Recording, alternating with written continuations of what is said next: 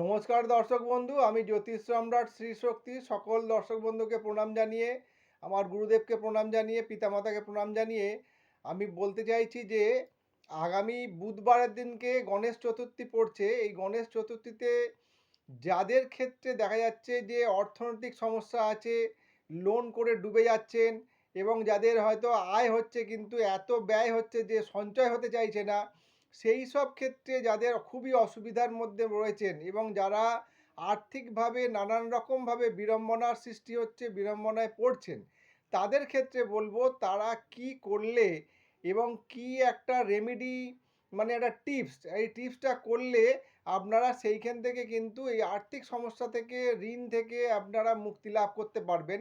এই জন্য সামনেই যে গণেশ চতুর্থী আসছে, গণেশ চতুর্থীটা পড়ছে আপনার 26শে আগস্ট মঙ্গলবার দুপুর 1:55 আর ছাড়বে 27শে আগস্ট বুধবার 3:40 পর্যন্ত থাকবে। কাজেই যেহেতু 27 তারিখ বুধবার সকালবেলাটাই আমাদের গণেশ চতুর্থীর তিথিটা থাকছে, সেই জন্য গণেশ চতুর্থী, গণেশের বারই হচ্ছে বুধবার, সেই জন্য গণেশ চতুর্থী আপনারা মানবেন বুধবারের দিনকে সারাদিন থাকছে, ধরতে গেলে 3:30 3:40 পর্যন্ত। এখন কথা হচ্ছে যে এই বুধবারের দিনকে গণেশ ঠাকুরকে ভালোভাবে আপনারা ছবি থাকুক বা আপনারা যদি মূর্তি থাকে, আপনারা কিভাবে ভজনা করবেন এবং একটা টিপস, একটা জিনিস করে রাখলে, ক্রিয়া করে রাখলে আপনারা কিন্তু ঋণ মুক্তি থেকে এবং আর্থিক সমস্যা থেকে আপনারা কিন্তু সাফল্য লাভ করতে পারবেন, মুক্তি পাবেন।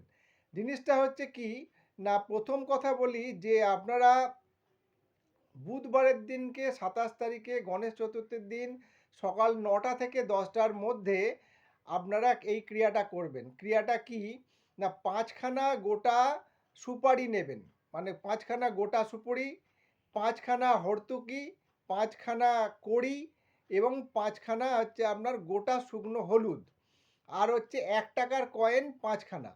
এইগুলো আপনি একটা লাল শালু কাপড়ে মুড়বেন, লাল শালু কাপড়ে মুড়ে এবার ওইটা করবেন কি, গণেশ ঠাকুরের বা গণেশ ঠাকুরের যদি ছবি থাকে সেই ছবির পায়ের কাছে রাখবেন, রেখে আর গণেশ ঠাকুরকে আপনি 21টা লাড্ডু চড়াবেন।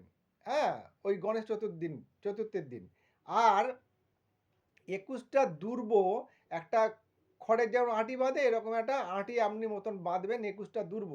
এই 21টা দুর্ব আর এই যে ক্রিয়াটা বললাম ওই ক্রিয়াটা করে গণেশ ঠাকুরের পায়ে রাখবেন, রেখে ভক্তিভাবে আপনি পূজা করে দেখুন, পূজা করে রাখবেন। এবং এই যে আপনার এই 5খানা জিনিস বললাম, সুপুরি, হর্তুকি, গোটা শুকনো শুকনো হলুদ এবং আপনার কড়ি, এই যে 5খানা জিনিস বললাম লাল শালু কাপড়ে মুড়ে গণেশ ঠাকুরের পায়ের কাছে 1 বছর রেখে দেবেন। আবার যখন সামনের বছরে গণেশ চতুর্থী আসবে তখন আবার এই ক্রিয়াটা করে রাখবেন, আবার এই পুরনো জিনিসটাকে জলে ভাসিয়ে দেবেন। আপনি করে দেখুন, আপনি 3 মাসের মধ্যে আপনারা কিন্তু এই সমস্যা থেকে মুক্তি লাভ করবেন। যাদের আর্থিক সমস্যা হচ্ছে বা পয়সা একদম পকেটে থাকছে না, বা যারা আপনারা ধরুন গাড়ি, বাড়ি, ফ্ল্যাটের জন্য ঋণ নিয়েছেন, সেই ঋণের টাকা শোধ করতে পারছেন না, নানান রকমভাবে কিন্তু বিড়ম্বনার মধ্যে পড়ছেন, তারা এই ক্রিয়াটা করলে, যদি ভক্তিনিষ্ঠাভাবে করেন, এই ক্রিয়া করলে কিন্তু আপনারা সেইখান থেকে মুক্তি লাভ করতে সক্ষম হবেন। নমস্কার দর্শক বন্ধু, সবাই সুস্থ থাকবেন, ভালো থাকবেন।